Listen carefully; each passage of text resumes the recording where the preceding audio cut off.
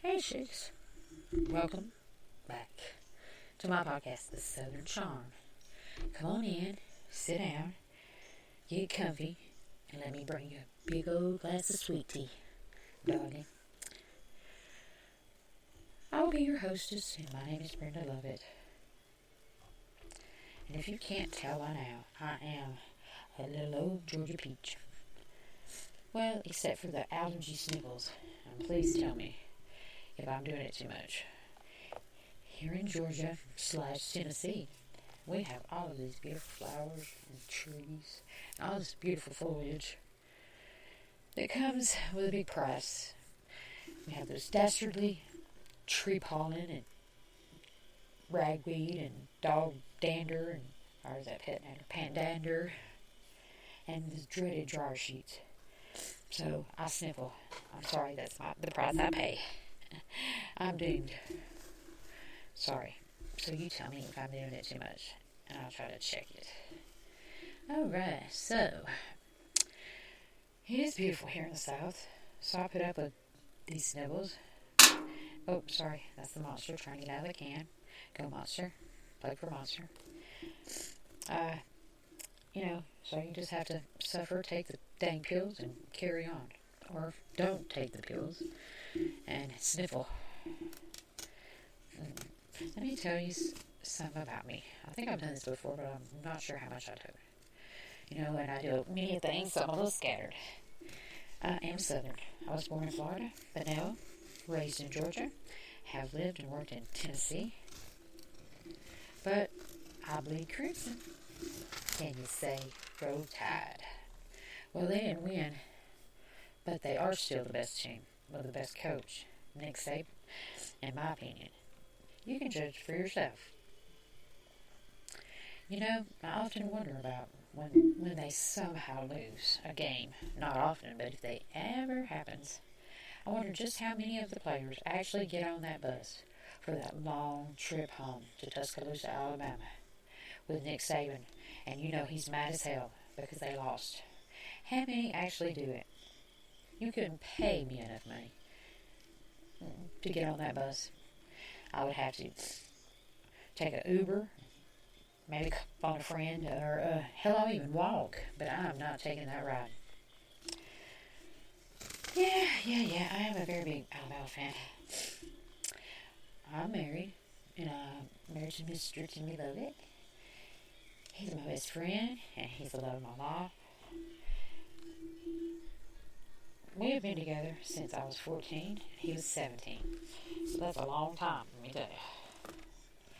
Let's see, what did I figure out? Since I was 14, he was 17. We went together 7 years. We went together, how we said it back in the day. We went together, where we didn't go anywhere, but we went together. We lived together 2 years, and then we've been married 35 years. I think you can add it up. 2022 to 1987 is when we got married. We've been together my whole life. Yeah, always. He was the boy next door, seven houses up on the left, and I was on the corner. We have 2 beautiful daughters. Brooke, she's 34 this year, and it has an E on it. I'll tell you a story about that later. Brooke with an E. And she has 5 babies. Her and the youngest one live here at our house. There's many a story about that too. We also have our baby girl, Caitlin, because we had 2 girls, and she has 6 babies. And the last 2 of the babies of both of my girls are 2 years old. Monster's really trying to get out tonight. We're so very blessed. Caitlin and her husband, Johnny, are the leaders of their ministry. And they follow the word. And Katie homeschools all the kids. They're like little Amish ladies. And they just bought a bus that they're going to convert into a house that they can travel around evangelising, so they can preach. And all of them will be there. It's awesome. They're just amazing. They do everything. They can do everything. They are awesome. I don't know how she does it homeschooling them. I sort of homeschooled both of my girls, and it was it was different. So, but I think it's a good plan. I think it's a good idea. Homeschooling is the best, and you don't have to worry about all the bullying and any of that stuff that goes on, because it goes on really bad now. And my kid's not going to be bullied, because I'll be up there and you'll hear me be saying, how old are they? 14? Well, I'm 14 too. Let's go. And that's sort of the way it happened back in the day, but not really. Okay. So, I'm going to be telling you about here and there when I think about where I was. The love affair of a marriage. It is a pretty good story, if I do say so myself, if I quit playing with things. Well, enough about me. Thanks for listening. Today's episode is 50 Southern sayings and how us Southerners use them and what they mean. Let's begin. You may have heard the phrase, there ain't no such thing as a free lunch. Oh, but here in the South, we know that there is. Here are 50 things Southerners know best. 1. Oh, bless your heart. Bless your heart. It's an empathetic phrase said when the speaker believes the recipient to be sweet, but stupid or misguided, and the recipient needs to grow up and deal with it. And it's usually given with a sarcastic tone, and I'm the queen of sarcasm. Ask my husband, who taught me everything I know. Number 2, you're barking up the wrong tree. Have you ever heard that? It means you're mistaken or misguided. Try again. Number 3, aren't you precious? That is given with a sarcastic tone and in response to someone being offensive. Number 4, breeches. When you hear the word breeches, do you know what that means? That means your pants or your underpants. Hold your breeches. I'm always pulling up my breeches because they're falling off all the time. Number 5, Coke. No matter if it's Dr. Pepper, Coca-Cola, or any other carbonated beverage. In the South, they're all named Coke. Yeah, I'm sure you've heard this one. I'm fixing to. It means you're about to do something. I'm fixing to do whatever it is you ask, maybe. Now, number 7, get the short end of the stick. I seem to get this end all the time. It basically means you got the unfair deal. Unfair for sure. Or cheated out of something. Yeah, these people around here somehow make me get the short end of the stick. Number 8, give me some sugar. Means give me a kiss. And they put some sugar in the sweet tea. Number 9, I think I'm counting these wrong. I'm pretty sure I am. Means I was hissy fit. And I've been known to have a few of these. I don't know if you've heard of them. In the South, us Southern ladies tend to have a few hissy fits every now and then. It means grown-up version of a temper tantrum that is as bad as a toddler's fit. Can you imagine? Don't even try. Number 10, hold your horses. Does it mean go out in the yard or into the whatever corral and hold your horses? It doesn't mean that. It means wait or be patient. Just hold on to your horses or your bridges. Either way, just wait. If not, we're going to have to holler. And when I'm hollering, we're letting someone else know something. I'm going to holler down there and tell you, hold your horses. Okay. And then, if the creek don't rise, that's number 12. If the creek don't rise, which means if nothing bad happens, everything will go as planned. Maybe. Number 13, you're as slow as molasses in the winter time. Which means you're being a slowpoke. Hurry your butt up. Number 14, mudding. You know what mudding is? That means we're off-road, four-wheeling, riding with it. Intentions of getting mud everywhere. And possibly losing control. And even, I've seen turning them mud trucks over in the mud. I'm not a big mudder. I'm not a mudder at all. I have a sister-in-law that likes all that, but I don't mind dirt and I don't mind mud, but I don't want to be in a car or a truck or any of that doing that. So I didn't get that. I need that. So 15 is scat cat. And that means it's used instead of God bless you when you sneeze. Achoo. Scat cat.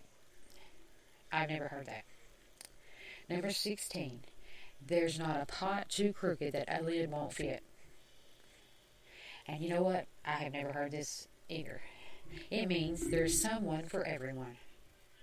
There is a pot with a crooked lid that won't fit just for you. Number 17. A pitcher. You know, pitchers, we're not taking a pitcher. That's a plastic container that holds sweet tea. And I have several of those. That helps feed the dogs water and all that. They're used for everything. I reckon. You've heard reckon? We're not wrecking the truck again. No, we believe something is true. So we reckon. I reckon that. Okay, I reckon. I'll accept that. Number 19. Hoot with the owls, soar with the eagles. I have never heard that either. If you're going to stay up all night, you should be able to get up early in the morning. And I don't. I don't get up early, but I do stay up. That's time I get time to do things. Got a job? Okay, I'm not going to start it there, because I do get sidetracked very easily. So we're going back over here to number 20, which is too big for your britches. That would be nice if I was too big for mine, but that means you take yourself too seriously. So you are just too big for your britches. Okay, number 21 is stomping grounds. That's your hometown or where you grew up. That's your stomping grounds, because that's where we stomped around. Stomping. Okay. Number 22. Now, this one I use all the time, every day. I just got through using it a while ago. Back in the day. Back in the day could be a month ago, 20 years ago. You know, it was back in the day, in the caveman days. Number 23. You're a spitting image of your mama, or your daddy, or your cousin, or your brother. You look just like someone is what it means. Number 24. Darling, sugar, or sweetheart. Those are simply terms of endearment. And I know you've all pushed a buggy, right? Have you pushed a buggy? That's a cart or a basket at the grocery store. At the buggy. Get the buggy. I'm getting the buggy. I'm pushing the buggy.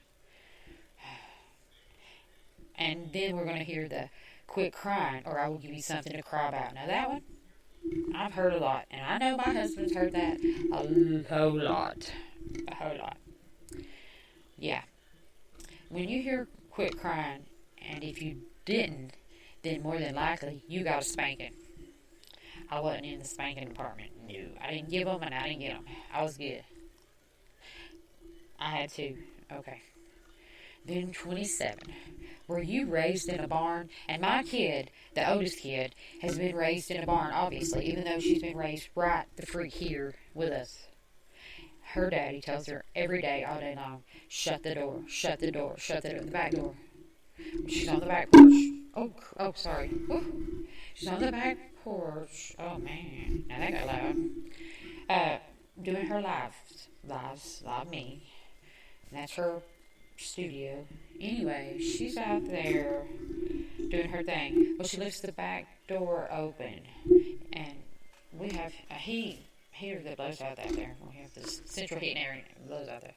And so her dad wants her to close the door. And she never does, because she was born in a barn. Yeah. Okay. Now,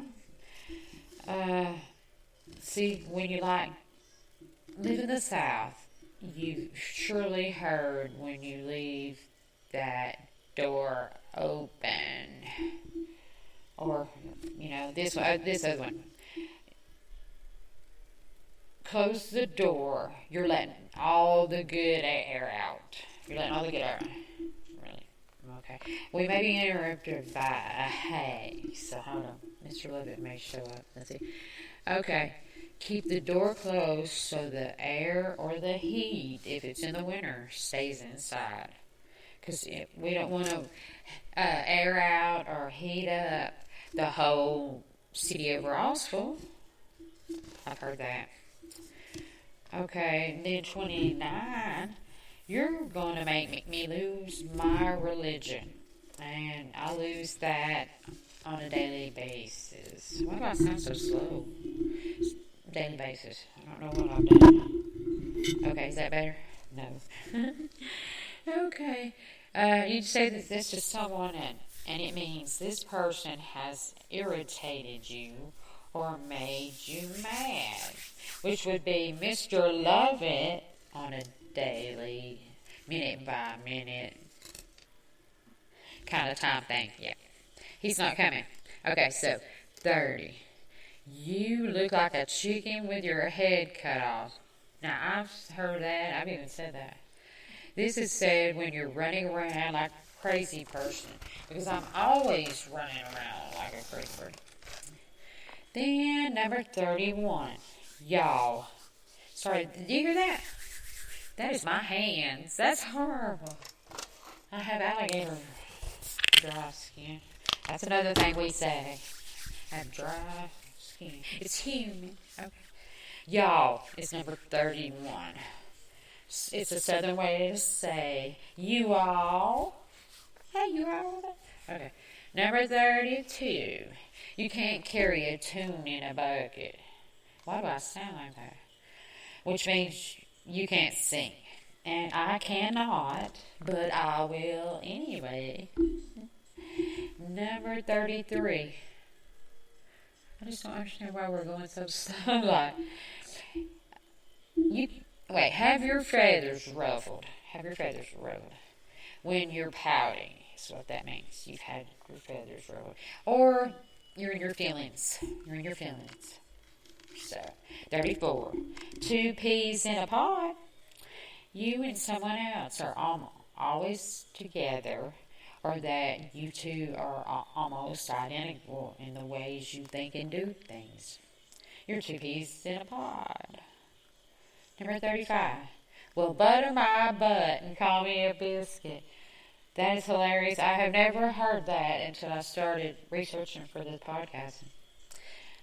That is just hilarious. I wish I'd have known that. I would have used that. Okay. It said when you're surprised or excited. I'm always excited about something. 36. Now, I've heard this one. I've even said it. Don't let the door hit you where the good Lord split you. It means get out and don't let the door hit you on the way out. Yeah. Okay. Now, you're as good as gold. Sure. Well behaved and obedient. Yeah, okay. Now, number 38. It's raining cats and dogs out there. Not literally, of course. Rain is coming down very hard. I'm full as a tick every time I eat. Ate too much food. Number 40. I'm sweating more than a sinner in church. I say I'm sweating like a hog because I don't perspire. I sweat like a hog. And this is said when you're really hot and sweating a lot. That rhymed. Look at that. Number 41. The pot calling the kettle black. This is said when one person is guilty of the very same thing of which they accuse another person. This is often, let's see, this happens at work. The little girl that comes in, which is my daughter's friend, take my place at midnight or whenever. She's late every single day. 15 minutes, 30 minutes, here or there. Not that it matters, because obviously I don't have it. But she's the first one to gripe and bitch about everybody else being late. And I'm thinking, well, Courtney, what about you? She doesn't see that. I mean, she just whatever. Anyway, I was taught to be on time, and I am every day but Wednesday. I'm late going in because I work till midnight, and then I have to be back at 8, and there's no rooms to check till whatever, so I go a little later. I love my job. Anyway, now, number 42. There's more than one way to skin a cat. That means there's more ways than one to fix something. Well, good, because it won't go the way that it probably should. So, number 43. Shut your mouth. That means be quiet or hush up. Shut up. Shut up, Nathan. Okay, number 44. Whatever floats your boat. Whatever you wanted to do. Whatever covers it just as well. That's my youngest daughter. It was always whatever, slam up the bedroom door. Sorry about that. Then, number 45, slap your mama. Now, this is actually a spice, but it means something is good. I don't like that name. My daughter likes to tell me about that. You're going to use slap your mama? I'm going to slap your behindy. 46. She's like a bull in a china shop. Said to someone clumsy, which is me, or careless, which is me, in the way they move, because I'm old. Okay, now. 47. Cutting a rug. You cut a rug? That describes dancing. And do you all have a number 48? A clicker. That's how I change my TV. It's the remote. Number 49, slow your roll. And I heard that from it was a documentary for the first time. I'm like, what does that mean? It means be patient. You know, that stuff that I don't have. Okay, and number 50, yeah, you're a hot mess. It says you don't have it all together, and most of the time I don't, but just know I'm giving it a good shot. I'll catch up in a minute. Well, that is my podcast for today. I'll have another one sometime this week if the Lord's will and the creeks don't rise, we'll be here. So, thank you for listening. Please come back and follow my podcast. Subscribe to it. I think that's how it's called. See, I'm so new at this. So, y'all just hang with me. Be part of my little family. Love you guys. Bye-bye. Yes.